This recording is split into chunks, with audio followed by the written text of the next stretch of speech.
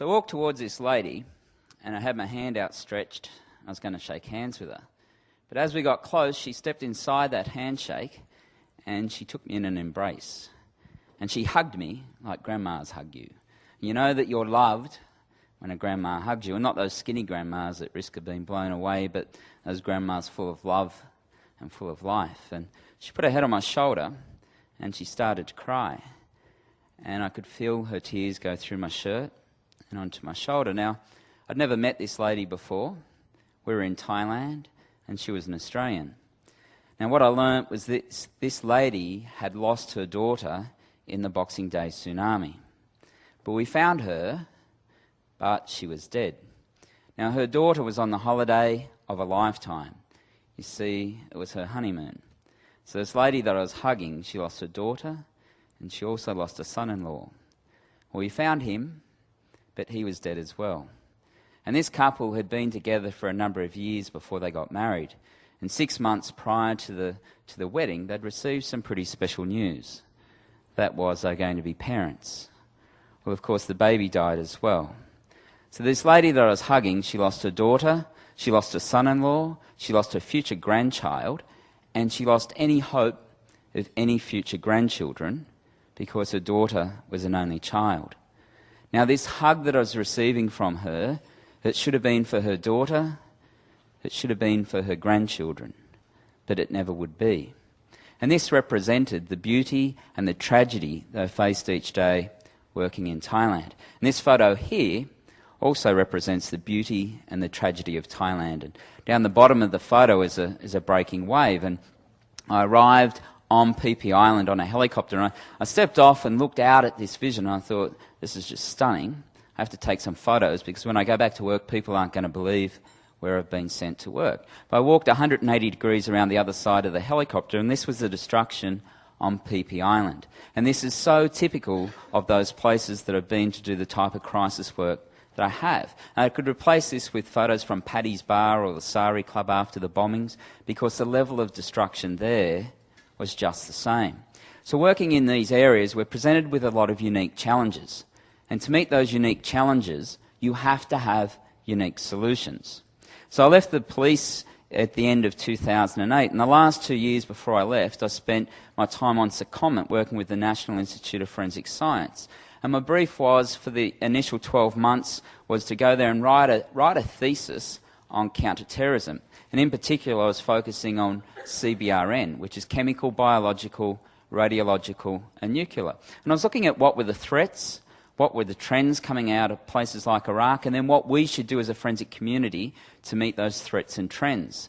So I wrote this thesis and then went across to France and did some work with Interpol in Lyon and shared my findings with the international forensic science community.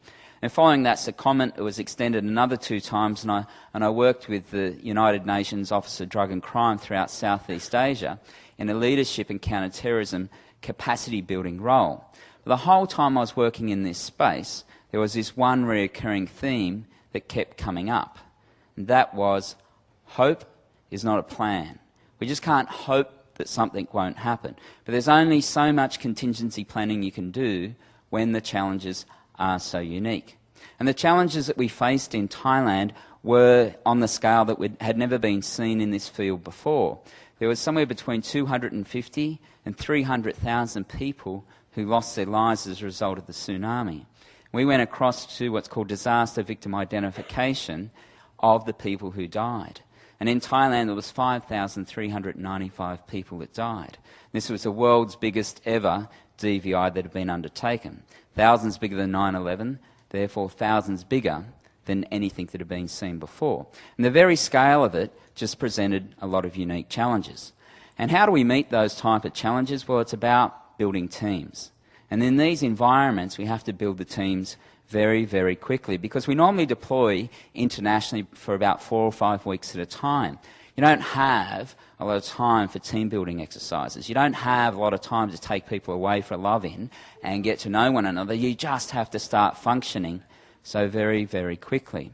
And one of the most important things about building teams, in my opinion, is around leadership. And some of the work I do right now, I work with the government of Saudi Arabia and also with the Sultan of Oman, and I'm doing work with them around building their capacity around leadership and disaster management capacity. And what happened in November of last year, there were some floods in Jeddah in Saudi Arabia, and 77 people died as a result of the flooding.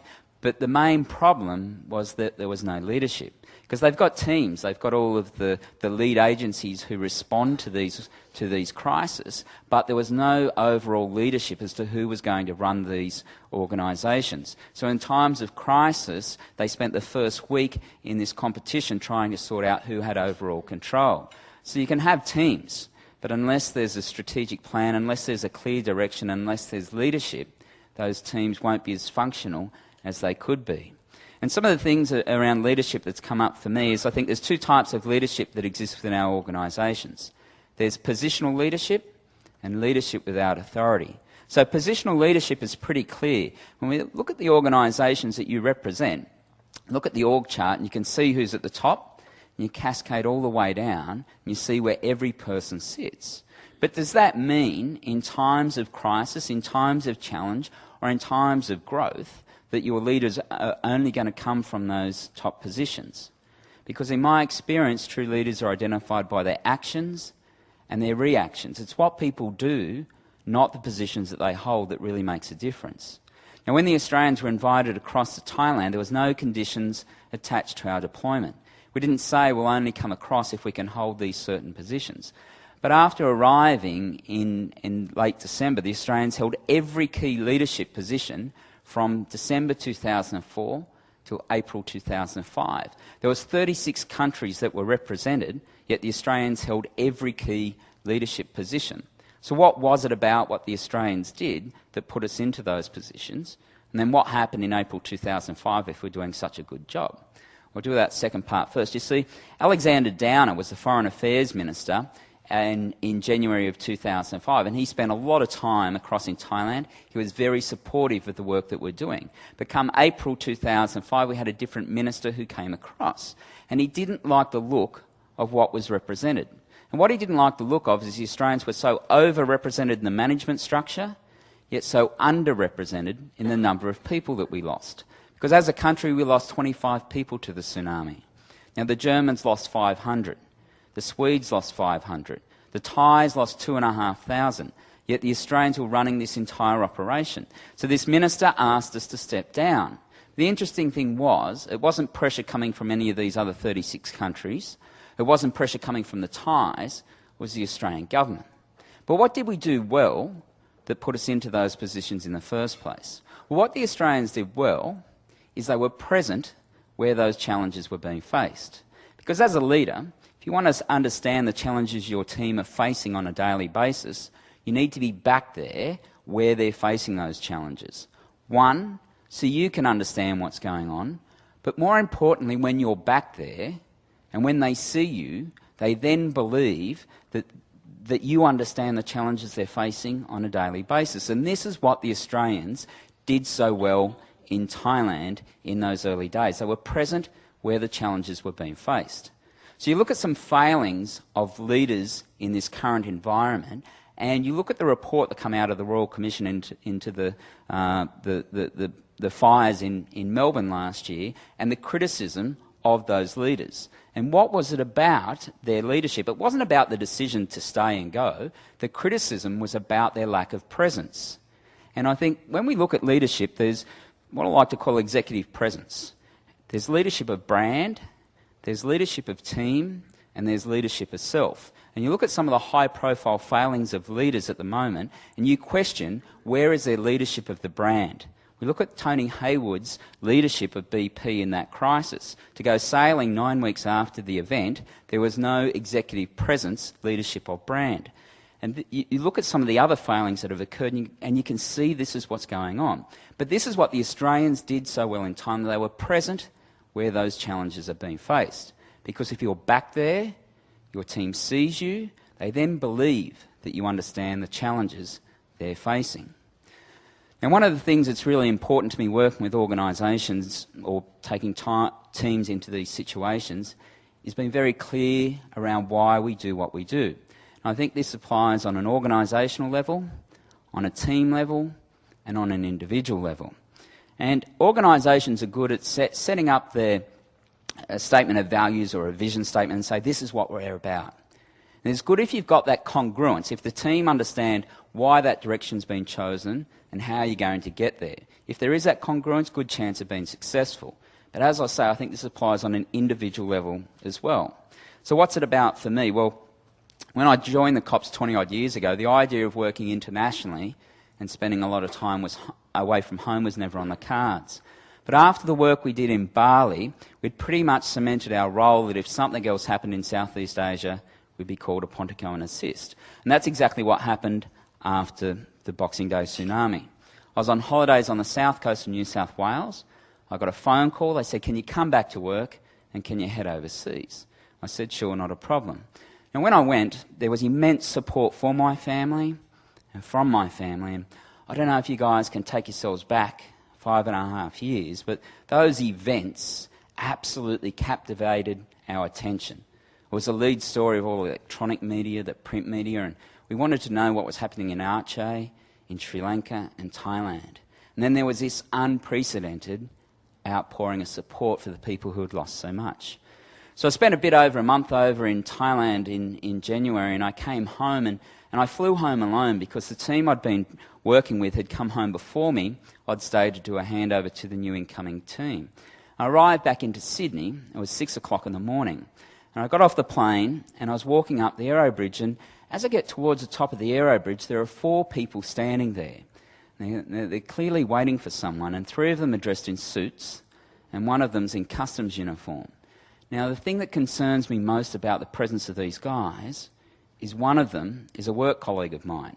So I thought this could be good or it could be bad. And thankfully it was good. You see, what had happened was Ken Moroney, who was the Police Commissioner of New South Wales, had come to the airport to meet me and have a cup of tea.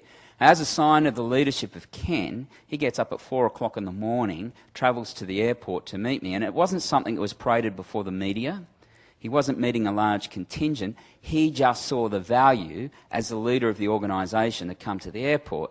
So what these guys are standing at the top of the aero bridge for is they're going to take my passport, they take my hand luggage, they go down through customs and immigration, 2 of them, and the other 2 of them escort me this sneaky way. You avoid all of that, straight to the VIP room. So I'm on my way to the VIP room and I'm passing a duty-free store. So I stopped and I said to these guys, I said, do you think the Commissioner would mind if I stopped and bought some duty-free? And they said, no, I'm sure he's got nothing better to do than wait for you to do your shopping. Do you see? As Australians, I think it's absolutely incumbent upon us is to buy duty-free when we travel overseas. Whether we need it or not is another matter, you see. I'll tell you this quick story. I came back from Thailand about 2 weeks ago. I arrived back into Sydney. It's 5:30 in the morning. By 5:45, I find myself standing in the duty-free store. And I'm looking and I'm going, well, what do I need? Well, I know I need nothing, but I've been overseas, so I've got to buy it, right? So standing next to me is this guy who's been on the same flight as me. And he's having a conversation with one of the ladies that works in the duty-free store.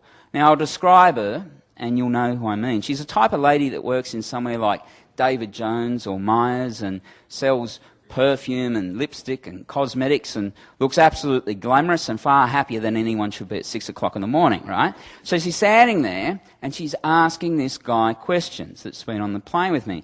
And it's questions that men don't understand the answers to, because what she's asking him to do is describe in words the scent of the perfume that his wife likes. So I look at this guy, I can see the pain on his face, and I said to him, brother, I understand what you're going through here. And he said to this lady, he said, look, he said, you don't understand. He said, the thing is, I've been overseas. I've got to buy a bottle of perfume. What it smells like is irrelevant. But if I don't have something, when I get home, I'm in strife, right? So anyway, absolutely confirms this theory. I go and have a cup of tea with the boss. He says, I love what you do, now go back to work. So I'm back at work for a couple of weeks. And then I get a phone call from the Australian Federal Police, because they're the lead agency in this role. The states were just putting in the numbers. So this lady rang me and she said, Pete, would you go back overseas and would you do another tour? I said, sure, not a problem. Now, in this phone call, everything was sorted out. The day I was going to go, what flight I'd be on, where I'd stay, what my role would be, who my staff officer was going to be. It was all sorted out. I said to her, go ahead and book the tickets. It's all done, right? So it's all taken care of, nothing left to chance.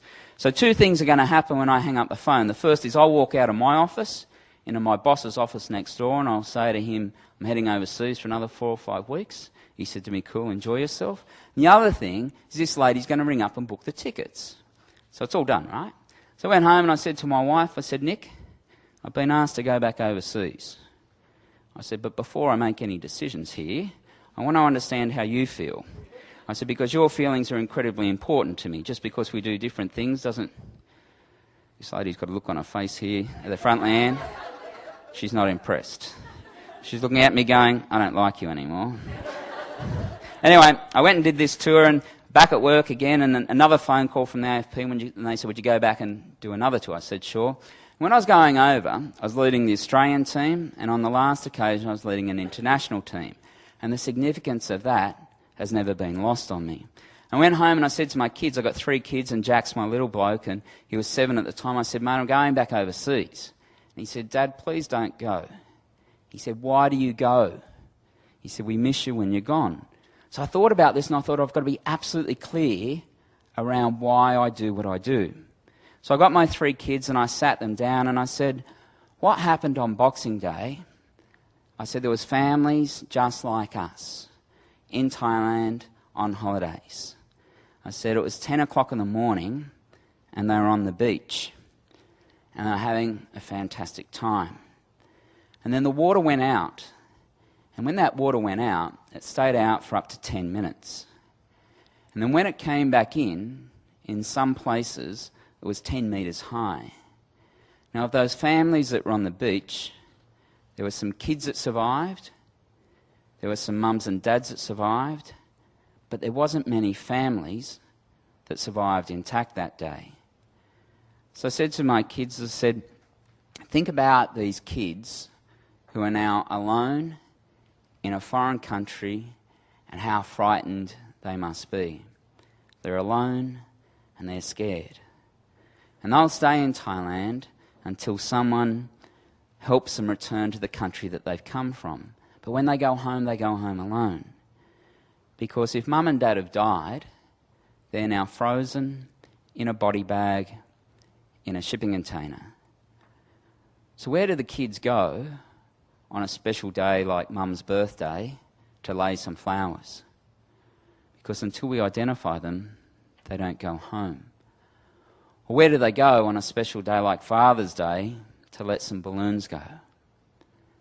Because until we identify them, they don't go home. It could be weeks or it could be months. For those of you in the room who have children of your own or have grandchildren, think about this. You're on that beach with your children and you see that wall of water coming. What do? Well, you grab your kids, you hang on to them with all the strength you've got, and you run faster than you've ever run before. That water catches up. It knocks you over. Now you fight with everything in you to save the lives of your children. But for some reason you survive and your children don't. So you spend every minute you remain in Thailand searching for your children. You go to the hospitals, you go to the victim centres, you go to the mortuaries, you go to the villages, you search for your kids. But there comes a point in time when you have to leave Thailand and you go home without that most precious thing in your life, your children.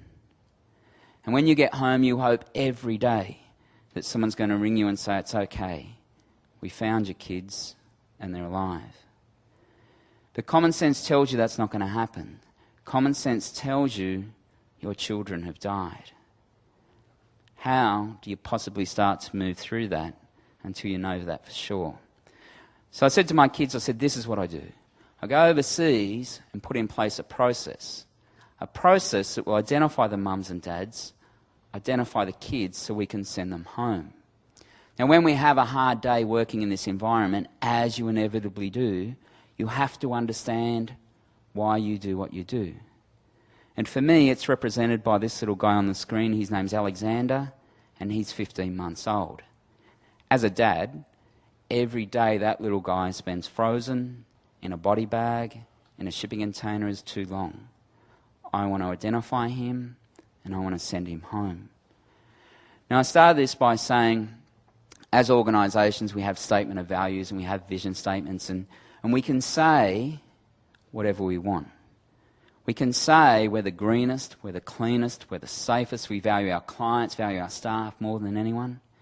But it's not until our resolve is tested that we really get to understand what we're about. And as individuals, we don't have these statement of values and vision statements written down and hang in the living room at home, but they're our morals and they're our ethics. But we don't know how true we are to these things until our resolve is tested. So as an organisation or a work group or as an individual, if you're absolutely clear around why you do what you do, when your resolve is tested, it's far easier to make those decisions. So one of the things working in these environments which is clear to me is the responsibility of leaders to manage the energy of the teams that they're working with. I was working with these guys here. These guys are the Thai Army. And we're at a site called Tatachai that we'd built after the tsunami. And the role of these guys was to go into the shipping containers, take the bodies off the shelves, put them on trolleys and move them throughout the site. Now, they'd been doing this for 7 months. They worked 6 days a week and they camped at the site in tents. They were away from their family, away from their homes. They had no idea when their rotation was going to finish. They absolutely lost their motivation for their work. And who can blame them? But here's the thing, with their lack of motivation, the increased time it took them to get the bodies from the shipping containers up to where we're doing the post-mortems, the reconciliations, the increased time started to slow the whole process. It all started to fall apart. So I looked at it and I thought, what are we going to do? How are we going to manage these guys? And the first lesson I took from them was this. If you've got a process in place in what you do and you don't value every person who contributes to that process, take them out and see what happens. Or if they don't value their own contribution to the end process, take them out and see what happens. Because these guys here performed the least technically challenging role at the site without a doubt. We had forensic pathologists, biologists, odontologists, police specialists from around the world. But when these guys lost their motivation, the whole thing started to fall apart. So I thought, what are we going to do? How are we going to motivate them? Well, the Thai people are incredibly beautiful and they are amazingly patriotic. They love everything about the kingdom of Thailand, about their king and their queen. And what would happen at 8 o'clock each morning before they started work is they'd stand as they are here and they would sing the Thai national anthem. Now, when they sang that national anthem, they don't sing it like we sing our national anthem. They sang it with shoulders back and these booming voices. They had all the passion and all the motivation you could want. One of them had raised the flag, but as soon as they stopped singing, you'd see the physical change in them. Their shoulders would slump forward and they'd skulk away under these palm trees until I was over there hunting them out, getting them working each day. And I thought, what are we going to do? How are we going to motivate these guys? So I said to one of the guys I was working with, I said, jump onto Google for me and find me the words of the Thai national anthem. He said, are you serious? I said, absolutely. So what we did as the Australian team, we travelled from Cape Panwa to Tatachai each day and we learnt to sing the Thai national anthem. So we lined up behind these guys as we would do every morning, and we would all just stand there. All the international teams would stand there, they would sing, we'd all walk away. This morning they started singing. The Australians all lined up, whipped out our song sheets and started singing the Thai national anthem in Thai. Now each of these guys, their head spins around, they've got the most amazing smiles, their eyes are as big as saucers. Now did we sing that national anthem well? Hell no. Did it matter? Not one bit. Did it have the desired effect? Absolutely. Because you want to motivate a group of people, you find out what they're passionate about, you buy into that with honesty and with integrity. Because in my experience, people aren't motivated by money. Money is just an enabler. As a leader, you find out what drives people, you find out what they're passionate about, and you bind that with honesty and integrity, you can do amazing things. So what's leadership about for me? Well, it's about having courage, it's about meeting adversity head on. And it's clearly not attached to positions. Because if we want to make a difference in the organisations that we work, we just have to decide that leadership matters. Want to make a difference in your families, in your community, or the schools where our kids go, just decide that leadership matters. If there's something about your life you want to change, you have to do that. No one else is going to do it for you. Crisis is just the critical testing ground for leadership. So let me share a photo with you of 32 people who I think are leaders by any definition. You see, I met these kids when I was working in Thailand, and each of them had lost their parents to the tsunami. Each of these 32 kids lived in this tent that you can see in the background. Now, it's a good-looking tent, but it's still just a tent. So with a friend of mine from the UK, we said, what about if we tried to change the way that these kids spend each night? So I formed an organisation called Hands Across the Water when I got back from Thailand and tripped around and shared some stories, and we raised some money. We gave ourselves 12 months because we had no idea how we're going to pull this off. But within 12 months, we're able to go back and we're able to open our orphanage, which is called Ban Tham Nam Chai. And the reason we're able to do this was because we decided that results matter and not excuses. Because every one of us in this room will have dreams. Some of them will be about what you want to do on a professional level, and some on a personal level. Some will share, and some we won't. And the reason we don't share some of them is the fear of what other people will say. They'll say, you're too old, you're too young, you're not smart enough, you're not rich enough. But if you want to achieve your dreams, you just decide to focus on the results and not the excuses. It's about deciding not to let other people impose their limitations upon you. All the kids moved in and they all had their own bed, and it is a beautiful home. But what happened within 12 months is the numbers doubled. We went from 32 to 64. And the reason for that was because people who turned up, NGOs and charities and other organisations, turned up but pulled out after 12 months. You want to bring about long-term change, you have to commit long-term. Because these kids who lost their parents, who were 2, 5 and 7 at the time, they still need help 5 years on. So our numbers doubled. The kids were then sleeping 3 to a bed, and the boys were all sleeping on the floor. So we said, well, what are we going to do? Well, it became pretty clear what we needed. We needed to build another orphanage.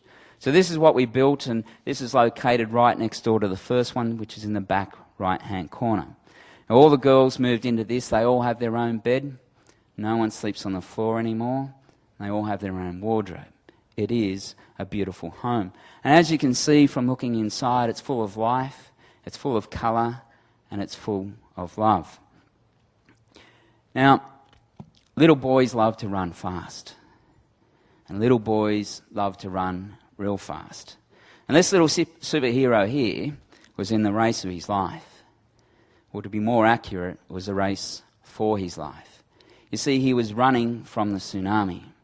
And he was holding Granddad's hand. And as they ran, it became clear to Granddad they weren't going to be able to outrun this wall of water. 500 metres away, they could see the buildings where they needed to be, but they were never going to get there. And Granddad knew for them to survive, they had to get to the top of the tree. They had to get up high. So they got to the base of this tree, and the water was then upon them. And they climbed to the top of the tree, and they got there, and they were scratched, and they were scraped, and they were bruised, but they'd survived. But you see, there was no celebrations. Because when they were running from this wall of water, Granddad had this little guy in his right hand, and in his left hand, he had his brother. And when they got to the base of the tree, Granddad knew that if he didn't survive, none of them would. He also knew he wouldn't be able to climb the tree hanging on to both of his grandkids. So here's the thing. He stands at the base of that tree with a grandchild in each hand, and he had to make a decision as to who was going to live and who was going to die. Because it had to be clear to him that if he let go of one of them, that child would die. And that's exactly what happened. He let go of this little guy's brother, he was swept away, and he died. Now, Granddad survived. And he's a man who looks so much older than his years would tell you. This little guy here, he suffers from separation anxiety. His granddad suffers from survivor guilt. How did he survive? And could he have made different decisions every day? He thinks, could he have done something different? Could he have run faster? Could he have been stronger? Could he have climbed quicker? And as leaders, we all make decisions. Thankfully, though, not too often they are about who lives and who dies. And as leaders, we will sit in judgment of those who make decisions. But we sit with the wisdom of hindsight. We can sit with a retrospective view and look at what they've done. But I think as leaders we should have respect for those who had the courage to make hard decisions, because we don't always know what was going through their minds as they stood at the bottom of the tree. Now, this is our current project that we're working on. It's a community centre at a place called Ban Nam Kem. Now, this is in one of the worst affected areas in all of Thailand. It has an unemployment rate of 50%. So with that, you have increased substance abuse, social crime, teenage pregnancies. And so we're building this community education centre, medical centre, that will be opened in January of 2011. It's costing us $1 million, but when it's finished, this is what it'll look like. And it'll service this community. And if I said to you what's the most important part of any structure, you'd say, well, you've got to get the foundations right. Well, for us here, the most important part of this building is in the top right-hand corner. You see, the roof has been designed that it sits at a level of 16.5 metres above ground level, and it will hold 1,000 people in the event of another tsunami. Because in this community, there was 4,500 people died. Half of those who survived haven't returned to their area. And the reason they haven't returned is the fear if something else happens, they've got nowhere to go. So we're giving them peace of mind. Now, it might look different than what you think orphanages or these buildings should look like, but I'd suggest that at Hands Across the Water, what we've set up is a little bit different than a lot of other charities. See, in the last couple of years, I've raised several $1 million. We've never spent 1 cent of donors' money on administration. Not 1 cent of donors' money had been spent on administration. How do we do that? Well, we made a choice to be different. And we certainly have admin costs, but I meet those personally myself, and as do the other board members. But in whatever we do, we all have a choice. We can follow the path of precedent, because that's the way it's always been done, or we can choose to do things differently. And at Hands, that's our choice. Now, the work that I've done in the COPs, we've had incredible highs and we have desperate lows. If I turn up to work and find 15-month-old Alexander, that little boy, good day at the office. But they're not all that good. We'd have desperately low days as well. You see, when we identified people, if it was a foreign national, a member of that government would receive the body from us and organise a repatriation home. If it was a Thai national, a member of that Thai family would come and receive the body from us. And I met this beautiful Thai lady this day. She drove 6 hours from the north of Thailand to collect the body of her son. Now, she came from an incredibly modest family in that she couldn't afford a coffin. And we've been caught by this once before, where we had to give a loved one back in one of these body bags. And we went, no more. Everyone deserves more dignity than that. So we went and bought some coffins ourselves. So when this lady turned up, we gave her the body of her son and we gave her the coffin. Now, this lady had to be at the lowest point of her life. But she had more grace, more dignity, and more compassion than anyone I've ever met in my life. Because all she could do was thank us for the work that we'd done in such a way it made us feel so incredibly bad we hadn't done more for this beautiful lady. But the world's not necessarily a fair place to all. And for some, it can be quite cruel. You see, this beautiful Thai lady, I didn't meet her just once. She didn't make that 12-hour journey to collect just one of her children. She didn't come twice. She didn't come 3 times. But 4 times she made that 12-hour journey to collect the bodies of her children. And she kept coming until she had no more kids left. But each time she came, she had that same level of growth, same level of dignity, compassion, And she was just so incredibly beautiful that it made me feel incredibly bad every time. But saying that, I wouldn't change a thing. And if there's one message I could leave you guys with from the time we spent together today, it would be this. Enjoy what you do or change what you do, because you only get one go. Seriously, you only get one go. Now, I travel a lot internationally and nationally with the work that I do and get lots of opportunities to grow and change and take on new projects. And we have to have a process around what we do. And in March of this year, we took on a new project at Hands, and it's at a place called Ubon Ratchathani in the northeast of Thailand. And I want to share a little bit with you. It's got 115 kids in it. Most of them have HIV. And their director, their sole income earner, is dying from pancreatic cancer. And if I can, I'll just share a little bit with you of these kids. I'll try to make the sun shine brighter for you, and I will leave it, play the fool if it makes you smile. I'll try to make you laugh. There's a tear in your eye. After all is said, after all is done, I'd do anything for you. Come in, close your eyes, hold my hand, it'll be alright. Don't be scared, don't be shy. Lift your head, it's gonna be alright. I'll try to make the stars shine brighter for you, and I'll take you on my shoulder, hold you way up high. I'll even chase the rainbow high in the sky.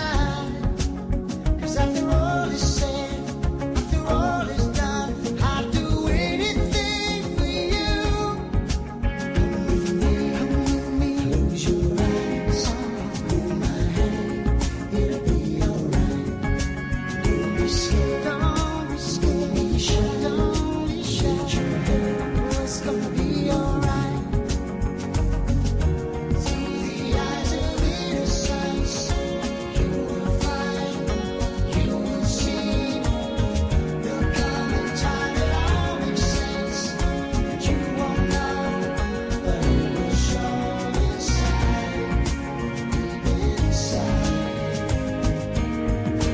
Come with me, close your eyes, hold my hand, it's gonna be alright. Don't be scared, don't be scared, be shy, don't be shy. Lift your head, it's gonna be alright.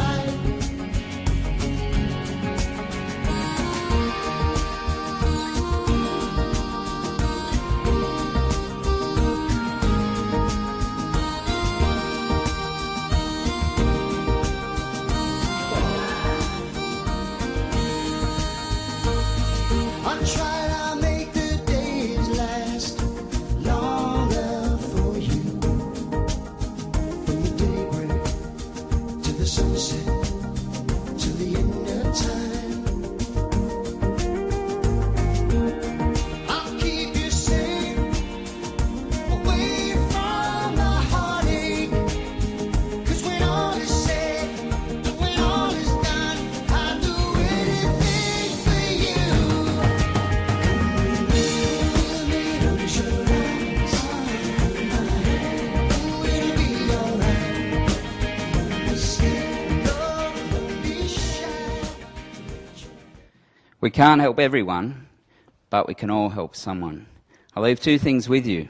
Never miss an opportunity to give your kids a hug, no matter how old they are, or never miss an opportunity to tell someone very dear to you that you love them.